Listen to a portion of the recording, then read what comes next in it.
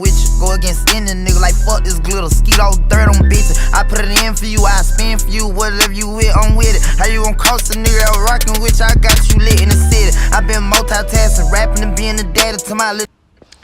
Hi guys, so I'm back with another tutorial on how to start Senegalese twists using the twist method instead of the braids. So just showing you guys what I use. Shine and jam. I'm going to first start trying to part, get a nice little straight part in there. I always use the shine and jam to make sure that it kind of cleans up the part. So this is the twist method, not starting with the braid. And sooner or a couple of days I'll post how my twist method is to twist the braids down. So right now I'm just parting it, speed it up a little bit. I'm gonna try to get the best angle. So what I do is I twist under, and I just twist until it kind of like I could make like a little knot, kind of loop it. I'm gonna show you guys a little few better angles than this, but I really just take the hair and kind of put it under the hair to start and twist from the bottom, if you guys understand what I'm saying. But I'll show you guys a few more better ones. So that's me grabbing it and twisting under, and then I'm going to kind of like loop it over. When I get enough hair, loop, kind of loop, and then take the other part of that hair and go all the way over the top to create the knot, and then twist down. It's a very simple method. You really be able to control the tension better than with braids. Looping it again, and then I'm going to take that other part and take it completely over the top and start twisting down. For anybody who the videos don't work with, I also have classes that you guys can work on live heads or mannequins, depending on the models that I have available at the time. So, I'm just twisting it down. I want to get a few more views. That's way better, and I'll be posting more videos so that you guys can kind of see it a lot better. But I'm kind of using this time just to kind of let you guys warm up or whatever. Gotta trust the process. Just parting it, and these are medium if I'm not mistaken on the sides. I just twist it as far as I can, go down, and then I just kind of loop it over and take it, turn it around, and twist it down even more. This one would be a lot better. You could just see me taking it and how to lock it, turning it to it with that free hair. If you guys need any more better details, please let me know. So you're going to see me under twisting it. And then I'm going to take that free hair.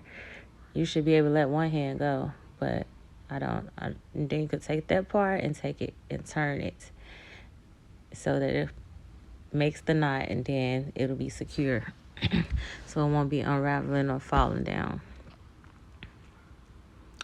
And then I kind of burn my tips.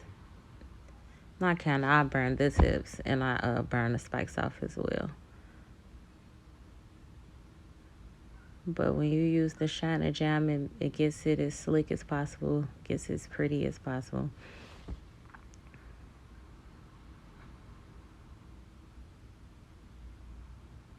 I'm just parting it. I'll show another video on how I part or how much jam I use to make sure that it's not too slippery. I also use water because I kind of keep constantly cleaning my fingers off because it just be better texture for me. So you see me twisting under again to as tight as I want to. Take it and loop that. I'm going to take that other piece of hair and turn it all the way over and start twisting down. You can kind of see with the twist that you're going to need a lot of wrist movement.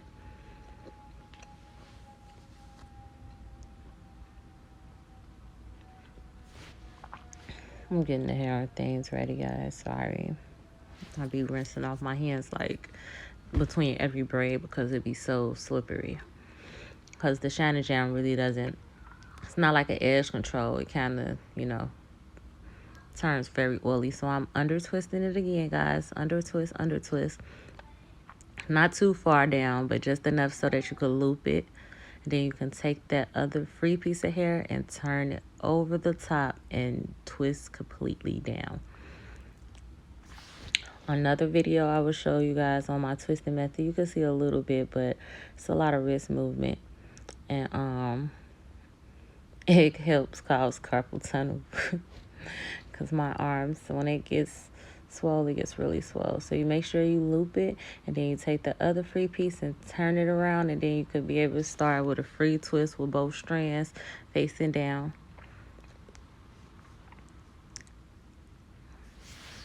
I'm just going to kind of go over and over and over it again. I don't have a full head posted with this tutorial, but as you guys can see, I posted the finishing results, so you guys can see how it turned out. And I think that is a good method versus the braids. No one wants braids all the time. Braids are beautiful, but no one wants braids all the time. So with the rest of this tutorial, I'm going to kind of end it very soon. I will probably post the rest of the hair, you know, the video of the hair, but I probably don't, because you should have got the you know, the picture from the ones that I did so far. But if not, you guys could also go to my YouTube page and see other videos that might be more helpful about micros, knotless, sew-ins, etc., etc. Please feel free to comment and let me know anything, any questions or anything that you guys would like to see that would be helpful as well. Thank you for watching, and please subscribe.